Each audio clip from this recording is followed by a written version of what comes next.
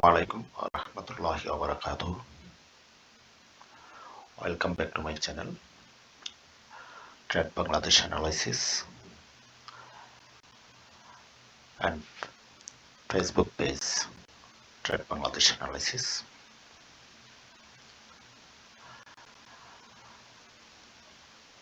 আজ আমরা আরেকটা ভিডিও নিয়ে আসলাম।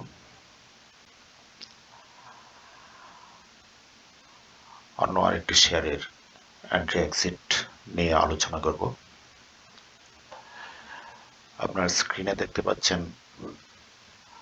QUEENSOUTH শেয়ারটি নিয়ে আমি অ্যানালাইসিস করছি।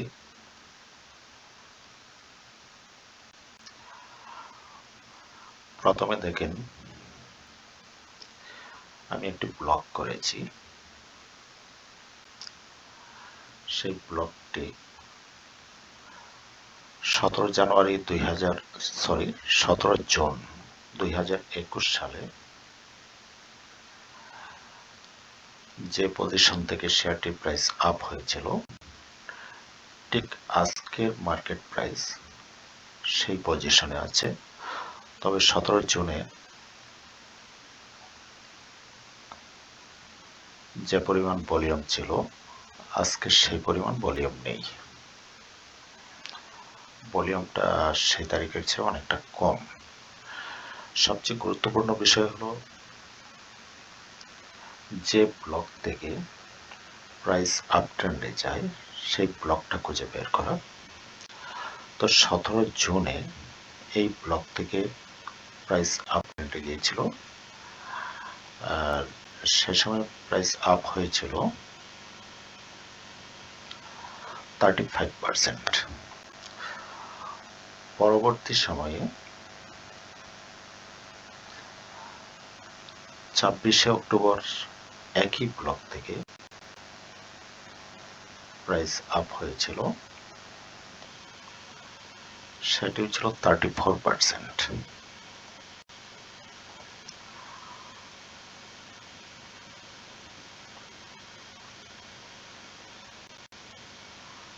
আর আজকের যে প্রাইস ব্লকটি আমরা নিয়েছি, ঠিক একই ব্লকে দুইবার প্রাইস আপ হয়েছে। তো ব্লকটা যদিও নিয়েছি, ব্লক নিয়ে আমরা তেমন একটা ডিপলি আলোচনা করব না। ব্লকের বাহিরে আমরা কোন কোন বিষয়গুলো পজিটিভ দেখতে পাই সেগুলো নিয়ে একটু আলোচনা করব।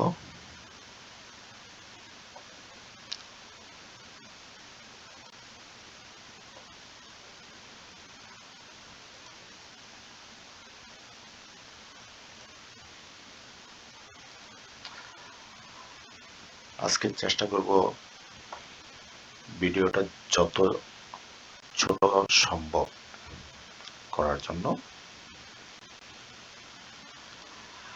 আমরা যদি একটি অ্যাসেন্ডিং চ্যানেল ড্র করি, তাহলে আমরা যেটি দেখতে পাই,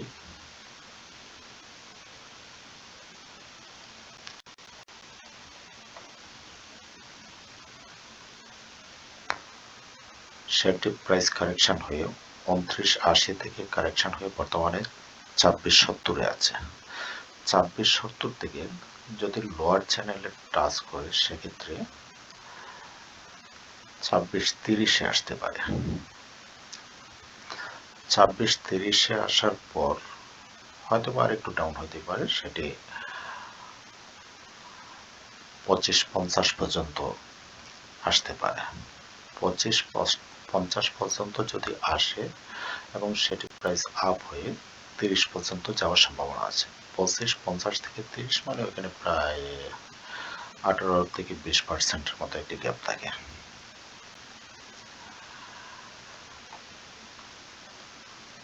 এই শেয়ারটিকে যদি আমরা আরেকটু অ্যানালাইসিস করি, সেক্ষেত্রে এই যে একটি প্যারালাল চ্যানেল মেনটেন করেছিল দীর্ঘদিন পর্যন্ত, এই চ্যানেলটা ব্রেকআউট করেছে আগস্টের 2 তারিখ। আগস্টের 2 তারিখ ব্রেকআউট করার পর এই চ্যানেলটি আপ ট্রেন্ডের দিকে মুভ করছে। ডে বাই ডে আপ হবে, কারেকশন হবে, আপ হবে, সেভাবে চলার সম্ভাবনাটাই বেশি। আরেকটা ব্যাপার লক্ষণীয়, সেটি হচ্ছে 27শে জানুয়ারি 2022 সর্বোচ্চ প্রাইস ছিল 3450। এরপর থেকে যেভাবে ডাউন হচ্ছে, ডাউন হয়ে এখানে একটি রাউন্ডিং বটম তৈরি করছে। রাউন্ডিং বটম তৈরি করার পর সাধারণত যেটি হয়ে থাকে, একটি কাপ তৈরি করে। যেহেতু রাউন্ডিং বটম তৈরি করেছে, স্টেপ বাই স্টেপ এই শেয়ারটি একটি কাপ প্যাটার্ন তৈরি করার সম্ভাবনা আছে। যদি কাপ প্যাটার্ন তৈরি করে, সেক্ষেত্রে আমরা আশা করতে পারি এই শেয়ারটি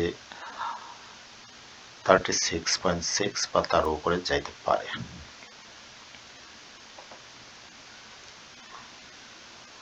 আমরা একটু ফিবোনাচিতে দেখে নিচ্ছি এটার ফিউচার কি হতে পারে।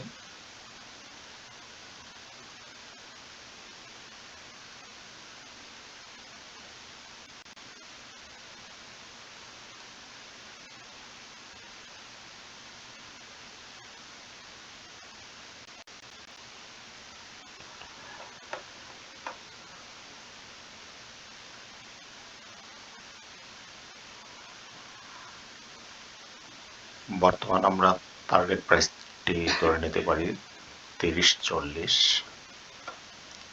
তারপর প্রথমে 28-এ যাবে, 28-এর পর 30-40-এ যাওয়ার সম্ভাবনা আছে। এবং এটি কোথায় নামতে পারে, আমরা যখন প্যারালাল চ্যানেল ড্র করেছিলাম, প্যারালাল চ্যানেলে 25-50, আর যখন আমরা ফিবোনাচিতে দেখছি সেক্ষেত্রে 25-60-এ টাচ করে। তাহলে যদি আরেকটু কারেকশন হয়, তাহলে 25-60 থেকে 25-50 পর্যন্ত নামতে পারে, অথবা এর আগেও প্রাইস বাউন্স করার সম্ভাবনা আছে। যদি 25-50-এর নামে, সেক্ষেত্রে আমরা সময় পাবো আজকের দিন এবং আগামীকাল একদিন এন্ট্রি দেওয়ার মতো।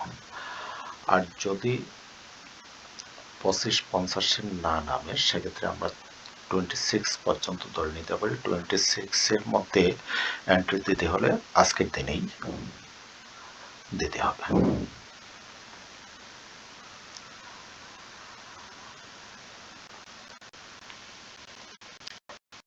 আমরা অন্য কয়েকটা ইন্ডিকেটর একটু দেখে নিতে পারি, ইন্ডিকেটরগুলো কি অবস্থায় আছে।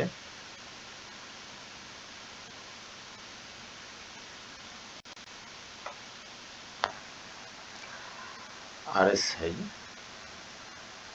বর্তমানে 51.93 আছে।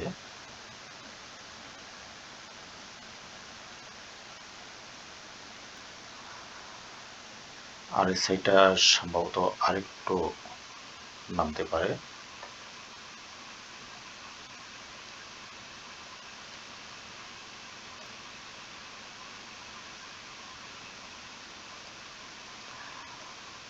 তেমন বেশি নিচে নামার সম্ভাবনা নেই, অল্প কিছুটা RSI ডাউন হতে পারে।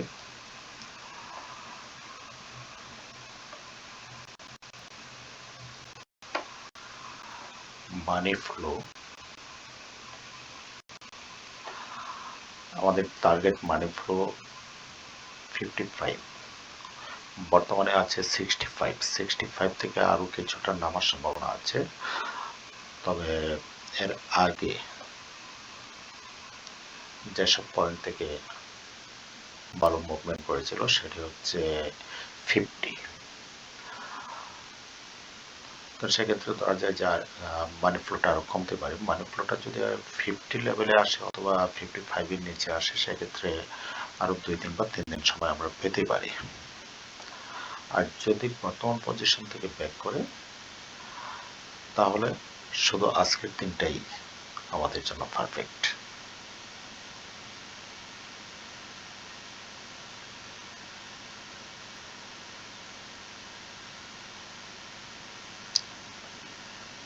এর আগে দুইবার বর্তমান যে পজিশন আছে 65 থেকে তিনবার প্রাইস বাউন্স করেছে। এবারও আশা করা যায় যে 55 এর কাছাকাছি, 55 থেকে তিনবার না চারবার বাউন্স করেছে। আর 61 থেকে বাউন্স করেছে দুইবার। তাহলে আমরা ধরে নিতে পারি যে 61 বা 60-তে মানি ফ্লোটা চলে আসতে পারে। 60 থেকে আবার হয়তো আপট্রেন্ডে যাওয়ার সম্ভাবনা আছে।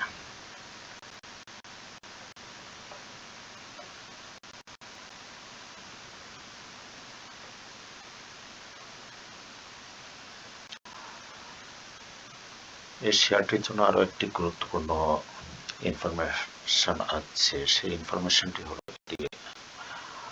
গোল্ডেন ক্রসওভারের খুব কাছাকাছি অবস্থান করছে। অল্প দিনের মধ্যে গোল্ডেন ক্রসওভার করবে। গোল্ডেন ক্রসওভার করলে সেক্ষেত্রে সর্বনিম্ন ধরা যায় যে 50% এবং 50% থেকে 200%, 300% অথবা 500% পর্যন্ত প্রাইস বাউন্স করে থাকে। গোল্ডেন ক্রসওভার কিভাবে হবে, কি অবস্থায় আছে আমি সেটি একটু দেখানোর চেষ্টা করছি। এই যে এখানে দুটি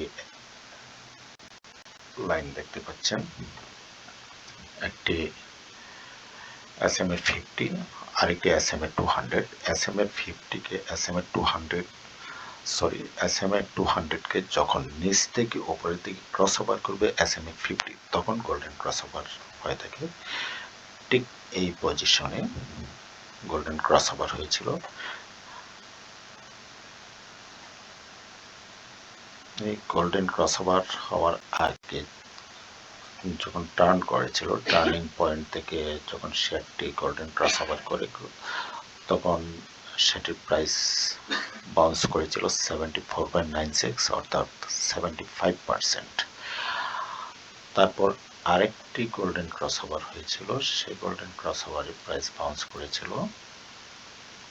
51%। তাহলে আমরা সর্বনিম্ন যে পজিশনটা আছে আমরা সেটিকে আপাতত কাউন্ট করতে পারি। যদি আবার শেয়ারটি গোল্ডেন ক্রসওভার করে সেক্ষেত্রে 50% গেইন করতে পারে। আর 50% গেইন করার জন্য আমরা এই লেভেলটা থেকে কাউন্ট করব। এই লেভেলটা থেকে যদি আমরা 50% হিসেব করি তাহলে সেটি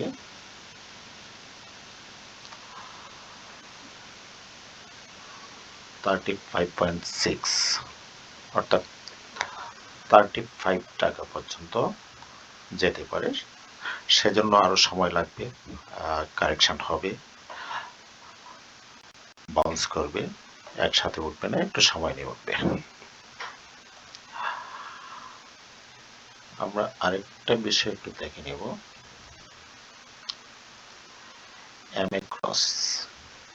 MA ক্রস কি অবস্থায় আছে।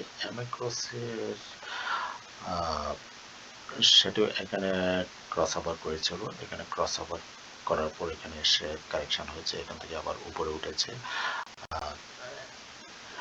MA ক্রসের পরে যেটি সাধারণত করে থাকে ইলিয়ট ওয়েভ কমপ্লিট করে। তাহলে আমরা ইলিয়ট ওয়েভের দিকে একটু দেখি কি হয়েছে।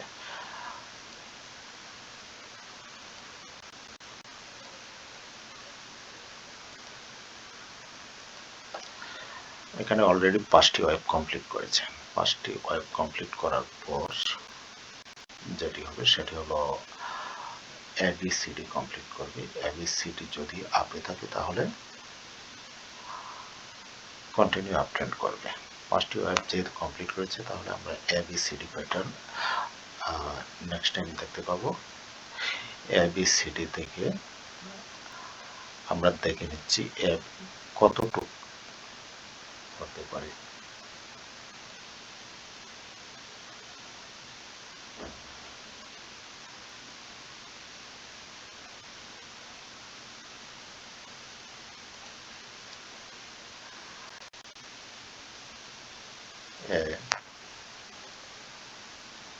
B C. পরবর্তী অবস্থানটা সম্ভবত এই ধরনের হতে পারে।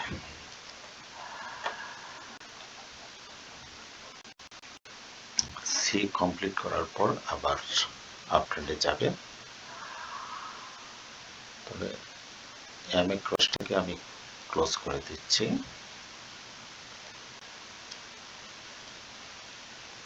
এলিওটারটাকেও ক্লোজ করে দিলাম। এবিসি কেও ক্লোজ করে দিলাম। এখন আমি আরেকটা ইন্ডিকেটর দেখছি এলএসএম এ, এইচএম এ।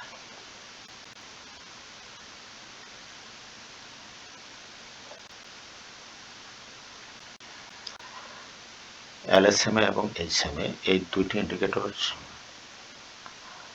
এখনো কারেকশনের ইঙ্গিত দিচ্ছে।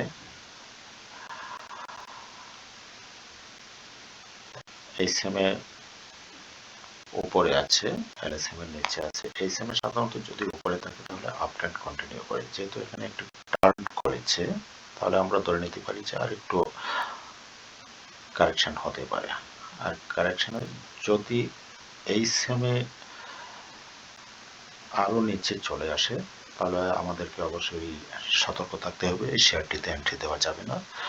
আর যদি এইচএম এ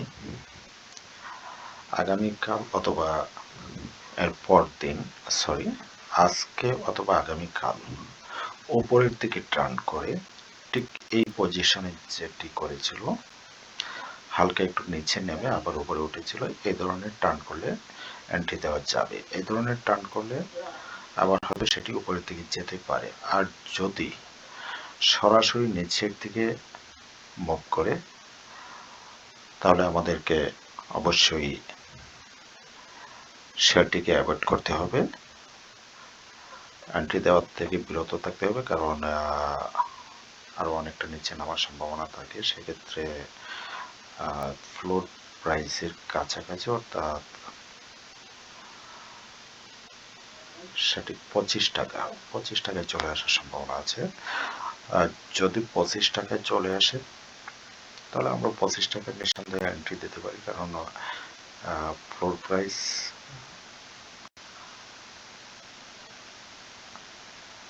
ছিল 2470। সেক্ষেত্রে লসের সম্ভাবনা অনেকটা কম থাকে।